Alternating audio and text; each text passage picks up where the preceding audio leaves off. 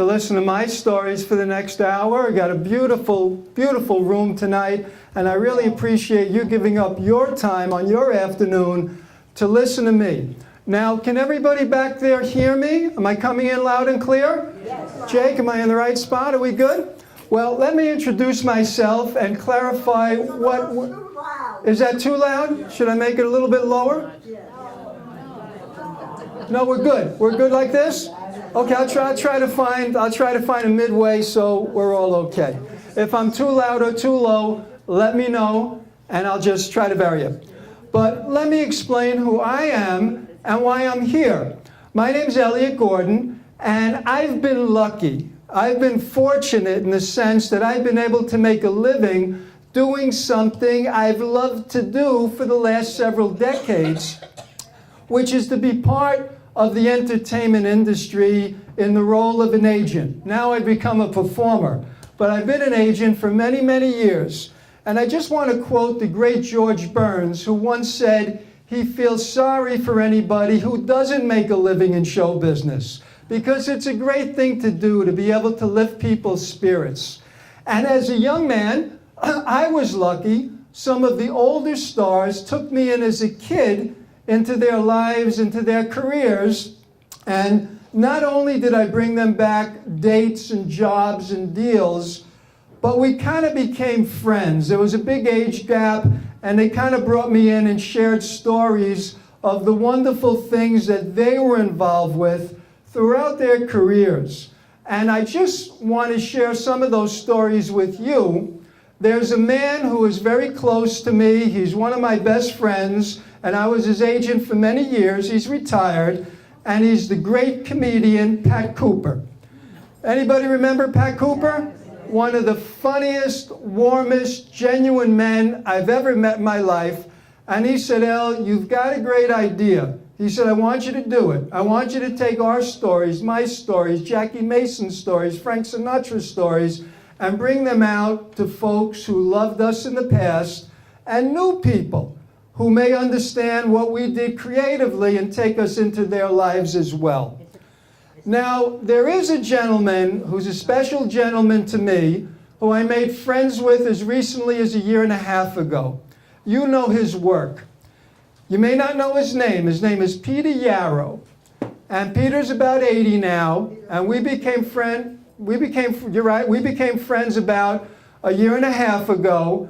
And Peter, when he was a kid, he said, "El," he said, "I was a political activist as a young man, and it was important to me to promote civil rights and to protest Vietnam." And he said, "I understood that if I got a guitar and I sang, that people would come to hear me sing, and then I can get my message out." He said, "So I got a gentleman named Noel Paul Stuckey, who Peter still works with, and we had a missing piece, and we were working the coffee shops in the village and the bars on Bleecker Street, and he said, somebody told us there is this good-looking blonde, and she could sing like nobody other, and her name is Mary Travers." And he said, "El, that was the beginning of Peter, Paul, and Mary."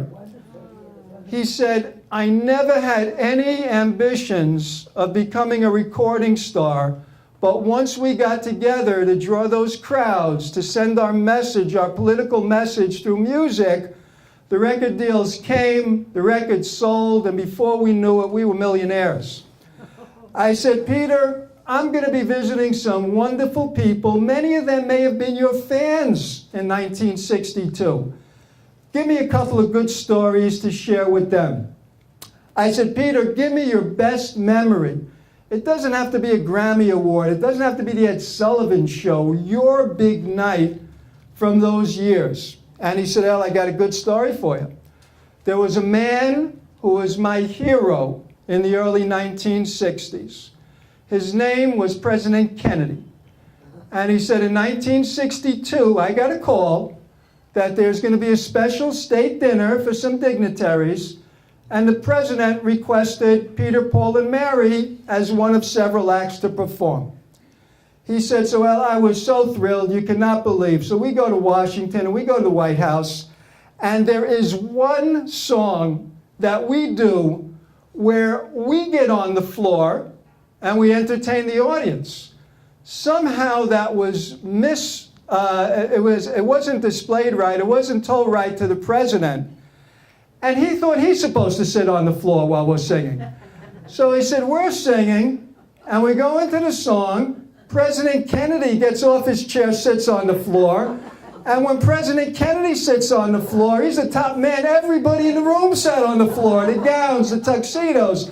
He said it was hysterical, but we wouldn't stop. We just let it go. Here, we'll let everybody on the floor. He said it was just such a great night. He said Jackie was great to us. And at the end of the night, there was an actor named Peter O'Toole who did a duet with President Kennedy to close the show called When Irish Eyes Are Smiling. And he said, El, it was the memory of memories. I said, Peter, that memory's too good. Give me a backup. I know that people are going to love it. They're going to want another Peter story. And he said, El, I had a second hero at that time. And his name was Dr. Martin Luther King. And he said, I love Dr. Martin Luther King. I love what he was doing. I wanted to be part of it. He said, El, around the same time, 1963, Dr. King puts together a march on Washington of about 250,000 people concerning civil rights. Dr. King calls me. He said, Peter, I'd like Peter, Paul, and Mary to entertain so we can have a little bit of fun, a little bit of levity at this gathering. It can't all be about civil rights. It can't all be protests. Bring your guitar. Let's have some fun. And he said, El, you cannot believe how exciting it was for me to be marching in Washington, hip to hip with Dr. King. And then at that point, we performed a song in front of over 200,000 people, which you can't believe what kind of thrill that is. I said, Peter, what was the song? He said, El, we were fortunate that we were able to hire a young songwriter who wrote a hit for us. I said, was he a good songwriter? He said his name was Bob Dylan. And he wrote a song for us called Blowin' in the Wind. And we just blew 200,000 people away. So those are the memories that you get when you're dealing with somebody. Hey, somebody 19 can't give you those memories, right? But somebody 80 can, especially a guy who's been there and back. I said, Peter, I said, you know, you and I shared a friend. He was your friend. He was my teacher. He was my mentor for decades. I lost him 4 years ago at the age of 95, and his name was Sid Bernstein. Now, Peter was friendly with him, but I'm going to share you a quick story about Sid, who was working until he was 95. So anybody here 95 who doesn't work, forget it. You got to go back to work. Sid was working at 95. And Sid Bernstein was a wonderful man, and he made history 50 years ago. He told me, he said, El, he said, I did a concert in Newport Jazz Festival. We lost our money. I went broke. I had to get a job with an agency to support my family. I hated being in an agency because I'm a promoter. I promote bands. I want to promote bands. And I'm frustrated. I don't know what to do. I don't have the money to go out on my own, so I got to work at the agency. He said, but I take a course at night at a place called the New School, learning about foreign governments. And I decided to take Great Britain because I could pick up their newspapers and magazines. It's in English. I can, I'll read it, and I'll do my homework that way. I said, well, Sid, where did your homework lead you? He said, well, I'm in Times Square at a place called Hodling's Newsstand, out-of-town newspapers, and I pick up a paper from England, and as I'm reading about the governments in 1962 to do my homework, I spot something in the entertainment section, and it says, music note, 4 lads from Liverpool causing a stir. And he said, El, I don't realize at that time what I'm onto, but it caught my attention. He said a couple of days later, it's not a music note, it's 2 lines, and then a paragraph. And then 3 days later, half a page with photographs of crowds lining up in front of a club they're performing in. And he said, I didn't realize it at the time, but via these newspapers here in New York, I was witnessing the birth of the Beatles. And he said, "El, I stayed on it. I don't know why I stayed on it, but I did. It just kind of caught my attention. And no other agents were looking in England for acts because England didn't have a big act before the Beatles. In America, it was Elvis, Sinatra, Count Basie." He said, "So I'm the only agent watching this thing happen." And he said, "It's growing." And I bring it back to my boss, a man named Buddy Howe, the biggest agent in the business, the head of General Artists Corporation. I said, "Buddy," I said, "there's crowds lining up for this band in Liverpool. Let's take a look. Let's sign them." And Buddy says to me, "We got an office in London. I'll call our agent out there. I'll tip him off.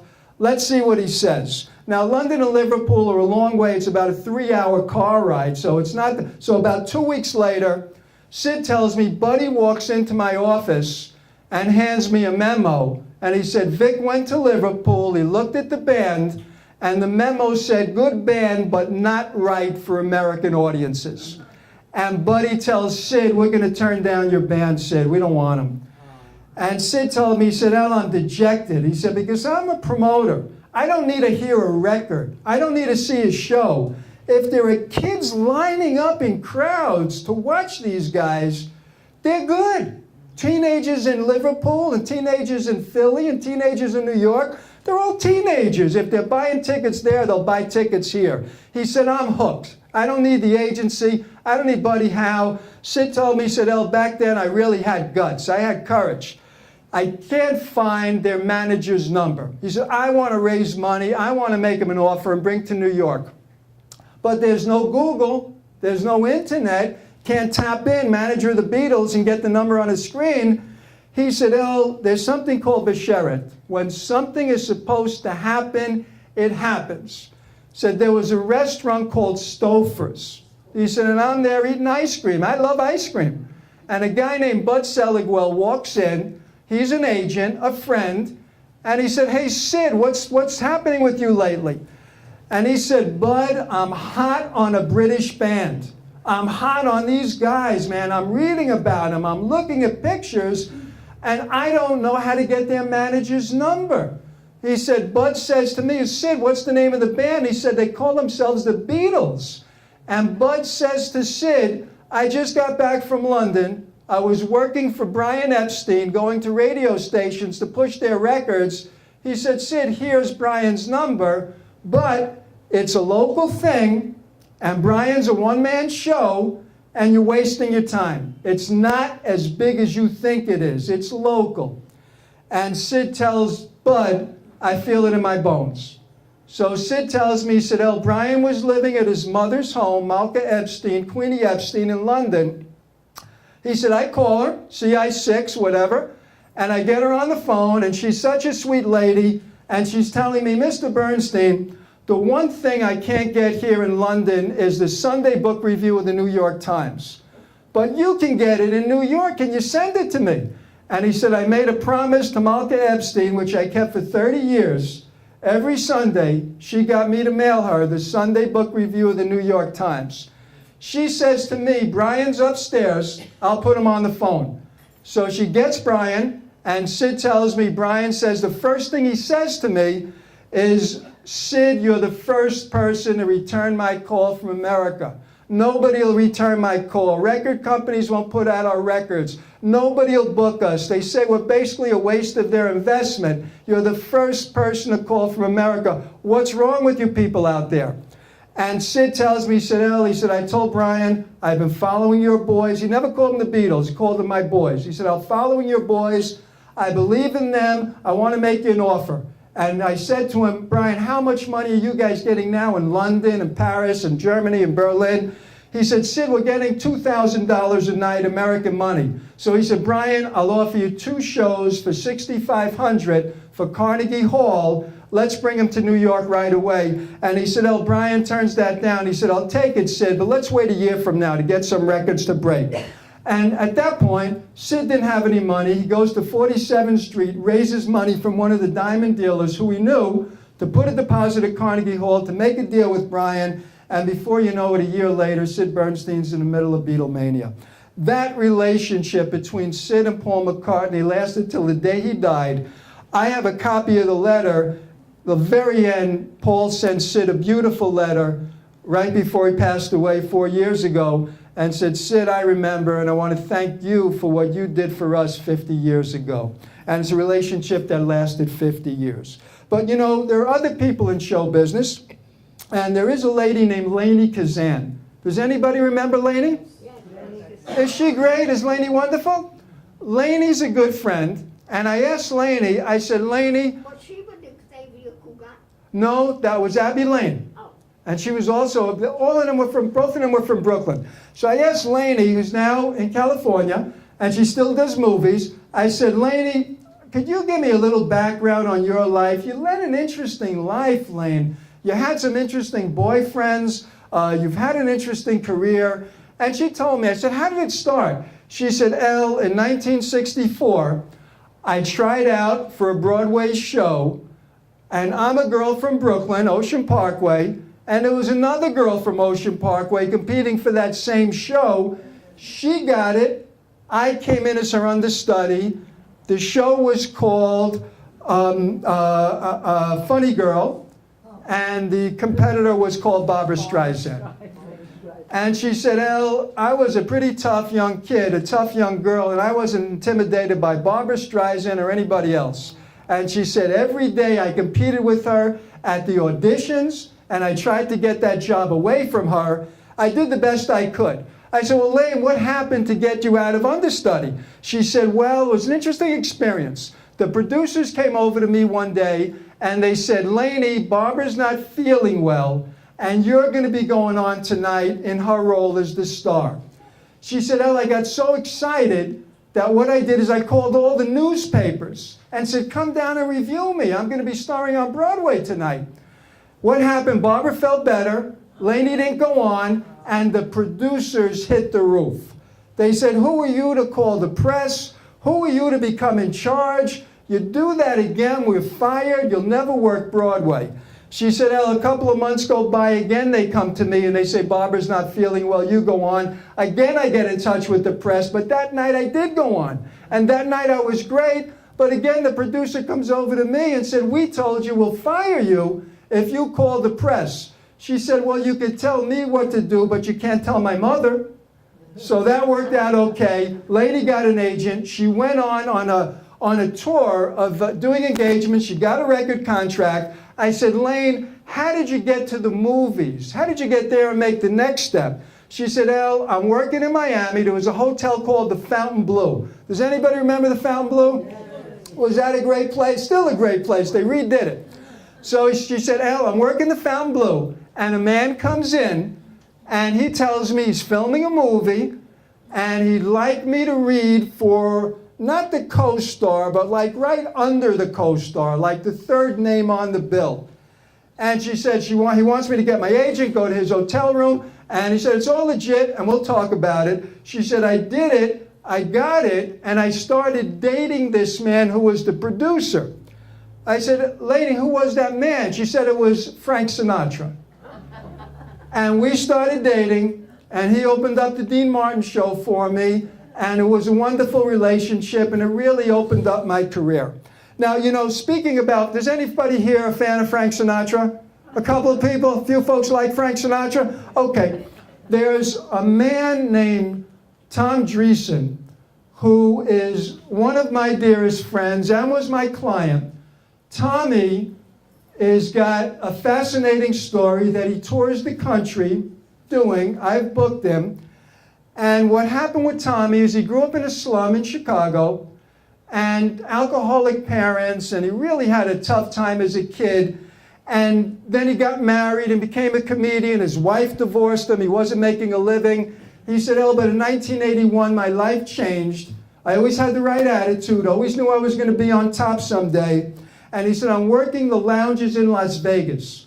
So you finish one lounge, and then you do a set in another lounge so you can make 2 salaries that night. He said, so I finish at Caesars, I'm running to MGM, and there's a man who owned the Desert Inn, and he stops me and said, Tommy, I want to introduce you to this man whose name is Mickey Rudin. And he said, Elle, I know who Mickey Rudin was. Mickey Rudin was Frank Sinatra's attorney. And he tells Mickey, he said, Tommy's a fabulous comedian, At the time Frank Sinatra's comedian Pat Henry passed away, he was auditioning for new comics, and he said, Tommy's right for Frank Sinatra. And Tommy said that Mickey rolls his eyes like, I've heard this from 50 guys just today. This guy's good for Sinatra, that guy's good for Sinatra. So he said, Mickey takes my information, and he said, we'll call you, kid. And Tommy says, I didn't think anything of it. I felt it's over. And 3 days later, he said, I get a call from Mickey Rudin. And Mickey said, we've checked you out, and we've heard you're pretty good, and your style is kind of what we're looking for. You appeal to a main audience, not just Italian, not just Jews, not just Chinese, but you appeal to everybody. And he said, Tommy, he said, we want to give you an audition. We don't have people audition for us for free. We pay. Anybody who works for Frank Sinatra, even an audition, you get a check. And Tommy says, he said to him that Sinatra's working Caesar's Palace this week. Would you audition for a week at Caesar's for $50,000? And Tommy said, Ellie said, I couldn't believe what I was hearing. He said, I told him I should pay you $50,000 for the opportunity. And he said, El, I do it. And at the end of the week, Sinatra comes over to me, and he just tells me, he said, Tommy, I'd like you to join Barbara and myself for dinner, meaning Barbara Marx, his wife. He said, I want to talk to you. And he said, we went for dinner, and he said he was very, very humble. Not the big star, not the big man. He said, he just told me, he said, Tommy, I like your material. I like the way you look on stage. And he said, I'd like to offer you a few more dates to work with me if you're available. If Tommy was available. It's like Sinatra was approaching Tommy as opposed to the other way around.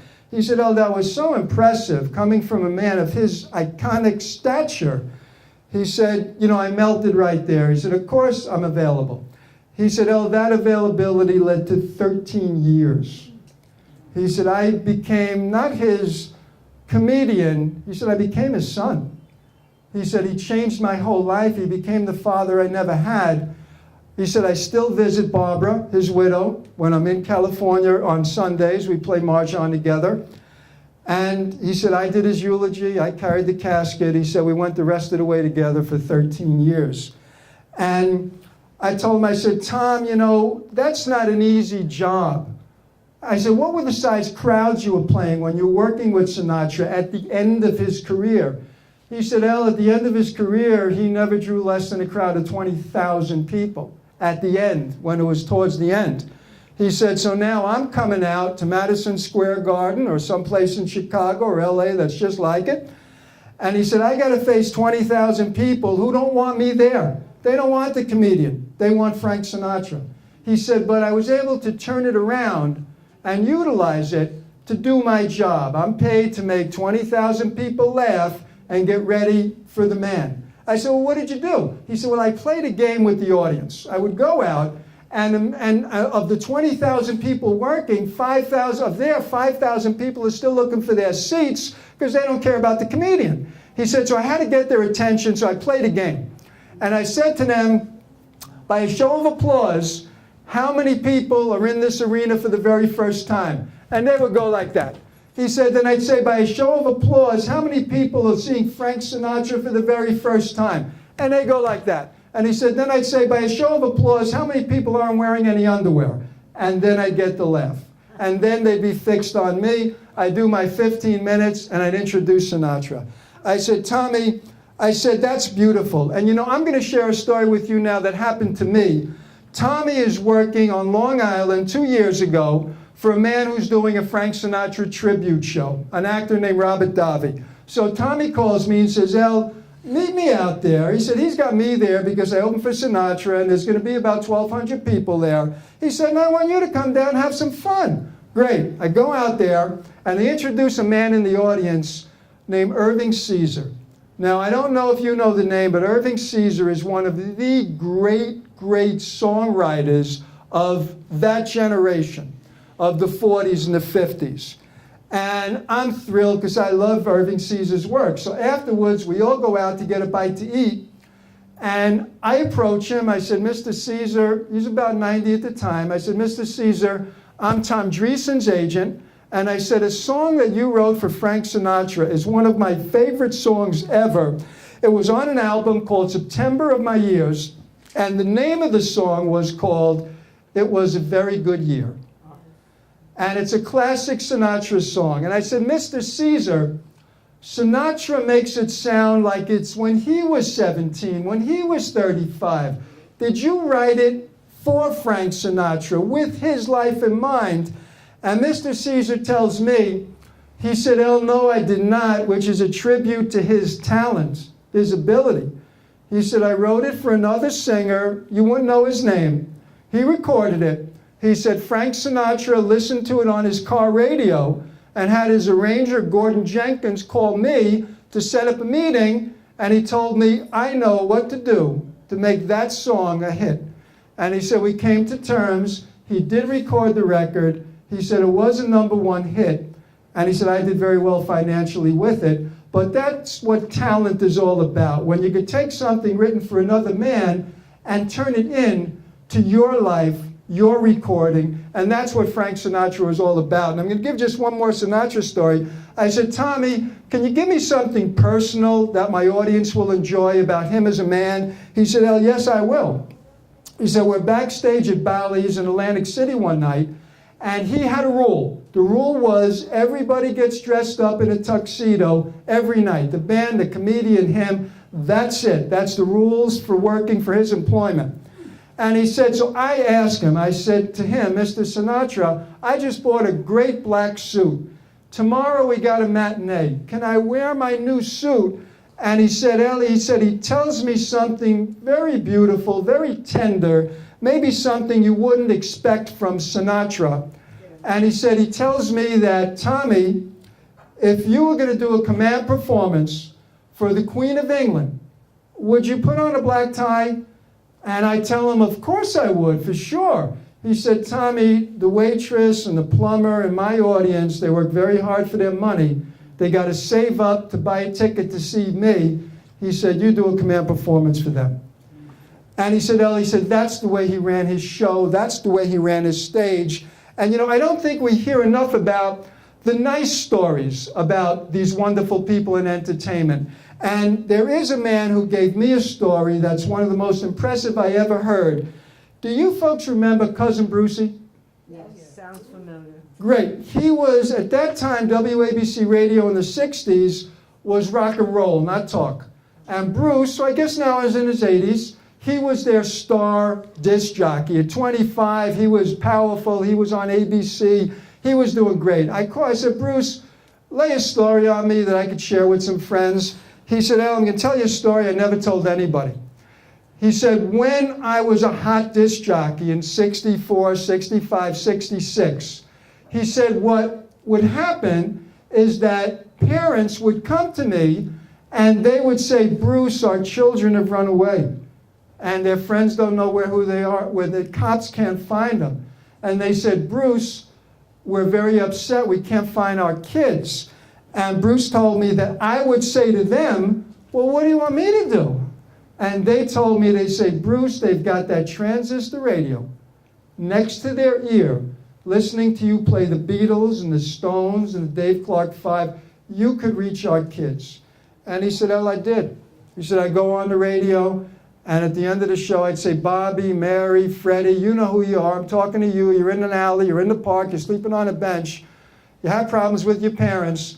Call the station and let your cousin Brucey mediate the situation with your family.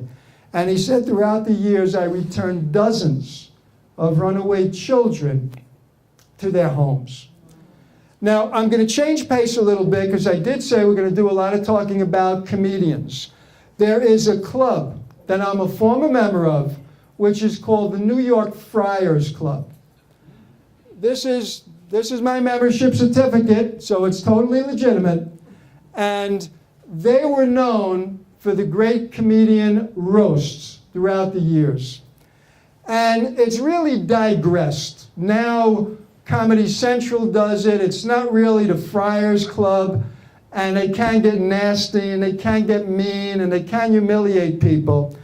And the folks, the comedians who I knew, they said, the thing going for us at the Friars Roast is we loved each other. We were a bunch of Catskills comedians hanging out in that dining room during the winter, making deals, being there for each other, and then kibitzing once a year. It wasn't nasty, it was affectionate. And there was one man named Henny Youngman. And Henny was a friend because I was managing his grandson, Larry. And it was always a gag where Henny would get up at the Friars Roast and do his nightclub act, never recognizing the guest of honor, be it Don Rickles or Jerry Lewis, outside of saying hello. But Henny would do the one-liners, and then Burl would have fun with him. And that created the passion and the intimacy and the warmth that led to Red Buttons and led to Don Rickles and led to Pat Cooper having fun, but not at each other's expense. Having fun affectionately, Alan King and the whole gang. And you know, Henny, I got one very funny Henny story for you. Larry calls me one day, his grandson, and said, El, my grandfather is working with Vic Damone in Atlantic City this weekend, and we would like to invite you as our guest. So I said, great. I get in the car Saturday night, I go down there, and after the show, I go with Henny and a bunch of friends to a restaurant, and I don't know if you realize it, but when some waiter drops a tray of dishes, it sounds like they threw a guy through the window. That's the sound of it. So we're sitting, and Henny's telling us all stories, and a waiter drops the tray, there's a big crash, and Henny gets up and yells, and stay out! And the whole audience loved it. Everyone there loved it. He was just such a natural, spontaneous man. And you know, if you want to talk about ad-libbing, Pat Henry, who was the comedian for Sinatra, passed away before Tom Dreesen. Pat and I were friends. We were used to go to a place in the city, it was a restaurant, Rocky Lee's, and I was the maitre d', and then we'd go for drinks and listen to jazz. And I asked Pat, I said, Pat, how did you get the job with Sinatra? I said, that's a pretty good job. He put you in movies, he made you a lot of money. He said, El, I was working for a song and dance man before Sinatra. Does anybody here remember Sammy Davis Jr.? Yes. Greatness, right? A little bit, right? Yeah. So he said, El, Sammy was working the Copacabana, and he said, I'm this comedian, and one night we're there, and Sammy's nervous backstage. And I say to him, Sammy, we sold out 10 shows. The audiences love you. The New York Times gave you 4 stars. What are you nervous about? And he said, Sammy tells me Sinatra's here. And when Sinatra's here, I get uptight. So Pat tells me, he said, Al, now Sammy got me uptight, and I got to open the show. I got to do the jokes. He said, so now I'm a little nervous. So I go out, and I see Sinatra's at ringside, and you can hear a pin drop. There's total quiet in the room. As I go up to grab the microphone to do my joke, some lady who's drunk yells out, do you know you stink? And he said, my comment was, I don't take requests. Is that a good one? He said Sinatra loved it. He fell off the chair. Afterwards, he came backstage and said, that was pretty good. That was a good ad-lib. He said it led to a friendship that not long afterwards would lead to employment that lasted for 10 years. And, you know, those are the type of things that are so important. And speaking of Sammy Davis Jr., who was one of my favorite comedians, Tommy Dreesen also worked for Sammy. So I said, Tommy, you've given me a lot of Frank Sinatra stories. I want something to tell my audience about Sammy Davis Jr. that happened to you and Sammy. He said, El, I got a story that's going to knock you out. He said he hired me to work for him when Sinatra wasn't on tour, so I could work when Sinatra wasn't working. And he said he hired me to work Caesar's Palace for 2 weeks. So we're traveling in the car. As you pass the sign of Caesar's Palace, in those days, in the 70s and 80s, they put up the letters by hand. Now they do it by computer, but they put it up by hand. He said, so the guy's on the ladder putting up Sammy Davis Jr. on the whole sign. And he said, Sammy tells the driver, stop the car. And he gets out of the car and he said, I want you to change that sign. 2/3 Sammy Davis, 1/3 Tom Dreesen. And Tommy tells him, he said, oh, you don't have to do that for me. I'm not concerned about it. And he said, El, he told me, he said, Tommy, in the future, you can work here with Paul Anka and Tom Jones. They may not give you any space on the marquee at all. There's a lot of egos in our business. He said, I want you to show them a photo that with Sammy Davis Jr., you get 1/3 of the marquee, and you get that same thing with Tom Jones and Engelbert and Paul Anka and the rest. He said, "El, it didn't stop there." He said, "That night we go out on stage to do the show, and the stage manager comes back, as they always do, to find out the setup, how long the first act is going on, if there's going to be an intermission, et cetera, so the stage manager knows how to work things like the curtain and the lights and the sound." Said, so the stage manager says to us, "What's the setup?" And Tommy said, "I figured that I'm going to go out, open with 18 minutes, and then introduce Sammy Davis Jr." And Sammy says, hold it, we're not going to do it that way. He said, "I'm going out first and do 3 songs, and then Tommy, I'll bring you out, and then you bring me out for the rest of my show." So Tommy says, well, I asked him, "Why are you going to do it like that? It sounds a little complicated." He said, "Tommy," he said, "I have it in my contract that when I start performing, waiters, waitresses off the floor." He said, "It's tough enough to entertain people in general without having somebody yelling, 'Who gets the steak? Who gets the whiskey sour?' He said, so if I open with the 3 songs, you inherit a quiet room to work. I want you to score. I want you to be able to come back as Tom Dreesen without Sammy Davis Jr." And that's called caring, am I right? We got to be there for each other. It can't just be about us. And you know, when you find out these stories in show business, I think it's so much more important to tell these stories than about who got drunk, who had an affair, who's a junkie, who's a stealing. Who wants to hear that, right? We want to hear nice things that Frank Sinatra did, that Sammy Davis did, that the Beatles did. And you know something? I'm going to give you one more quick story about the Beatles, just because it's so good. It's a human story. It's not really a music story. I have a friend who was a dancer at the show in 1965 at Shea Stadium. Her name is Denise Monget, and she owns a restaurant in the city. She's about 70 now. And she said, "El, to open the show for the Beatles." I was 18. I was one of 5 dancers, pretty girls, and we opened up the show for them as they toured across the nation. So very exciting for an 18-year-old to perform in front of a crowd of 60,000. She said it was great. She said, but what happened was I worked too much. I didn't get enough sleep. And I don't know if it was Shea Stadium, but it was one of the stadium concerts. She said, after I did my dance with the other girls, as I walked off the stage at the stadium, she said I collapsed. And they had to bring a stretcher to pick me up. And then they took me into a big, cold, empty room in the stadium where there was a nurse, no doctor. And the nurse said, "Hey, here's a bed. You go to sleep for a little while." She said it was exhaustion. I just kept going because it was so exciting working for the Beatles. And she said about an hour and a half later that she wakes up, and Denise said the room was very dark, but she sees a man sitting next to her bed holding her hand. And she said, I got a little scared. And then when I looked close to see who the man was, I saw it was Paul McCartney. And she said, El, I just was so touched because he said to me, he just wanted to know if there was anything that he could do. And she said, El, years, decades later, I still think of that and how touched I was that this fellow who was a big star at that time was considerate enough to be concerned about a dancer who happened to need some extra sleep. And she said, I did a little research on him and I found out that his mother was a nurse. So, you know, you've got good people doing good things in the entertainment industry.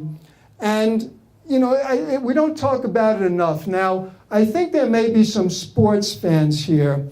And I'm going to give you, to close, I'm going to give you a good sports story about something nice. Not about the narcotics, not about the amphetamines, but a story about a sports gentleman. Does anybody here remember a fellow who was a sports star in New York in the 60s named Joe Namath? Yes. Yes. Outside of Tom Dreesen, my second closest friend is a man named Jimmy Walsh, and he's Joe's agent for the last 50 years. He still has Joe, they still do appearances, and he said, El, Joe's doing great. And I said, Jimmy, lay a story on me that I could share with some people about Joe back in the Broadway Joe days. And he said, El, I got a beautiful story about Joe Namath. He said, he became my client because we went to college together. We both went to Alabama. And then I came to New Jersey. He came to New York for the New York Jets. And every agent in the country wanted Joe Namath. And he said, he called me, he said, Jimmy, he said, you're my agent because I trust you. You care about me. And he said, I was a young agent when the Jets won the Super Bowl. And Joe got so hot, he was like the Beatles. He was this huge sports star after the Super Bowl. He said, just to give you an idea how hot Joe Namath was, he said, we were getting calls from all over Madison Avenue. We got a call from Wilbur Clark, who owned the Desert Inn in Las Vegas, and said he's doing a party for big spenders, and he offered me a ton of money for Joe Namath to attend that party, and sent a private jet to pick us up.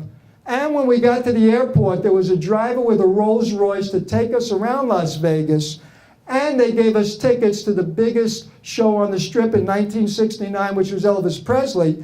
And he said, when we go that night to see Elvis, Elvis announces from the stage, the most exciting athlete in America is here, Broadway Joe Namath. Let's give him a round of applause. He said, that's how hot Joe was. He said, so I go to Joe, and I tell him, Joe, I want to renegotiate your deal with the New York Jets right now. You're hot. You're a star. We can get Jet dollars. We got their backs to the wall. And he tells me, he said, Jimmy, I didn't sign a 2-year contract.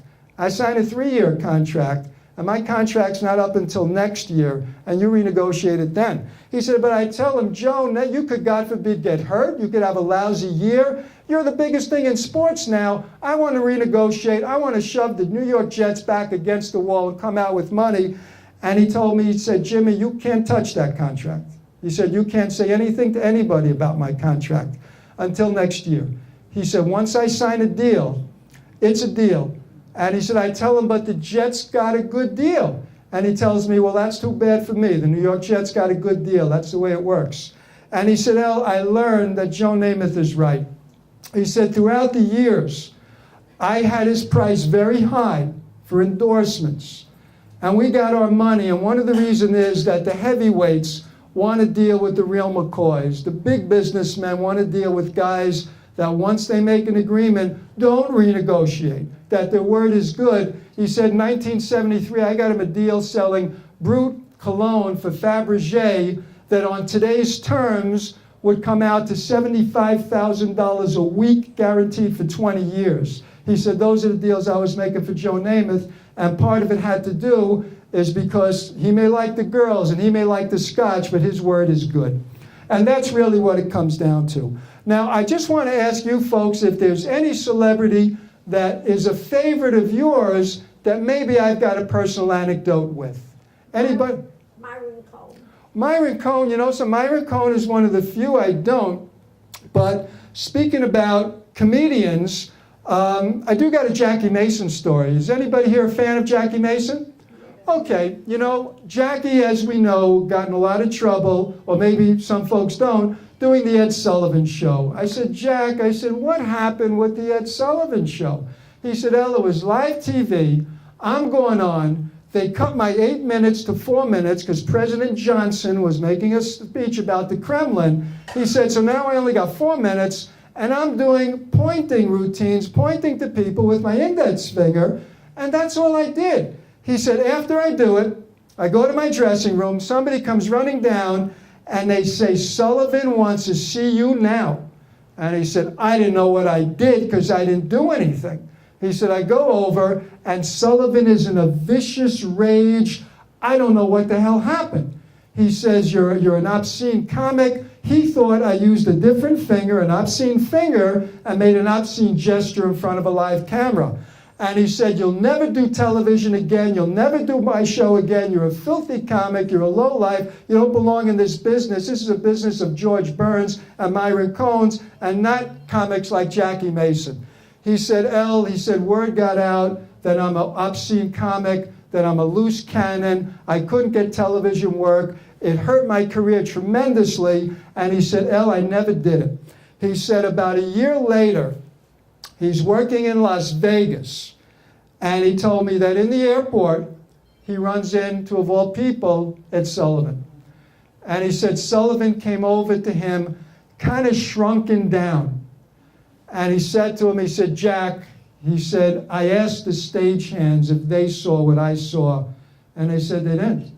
I asked a few of the other performers there that night if they saw you do it, and they say they didn't.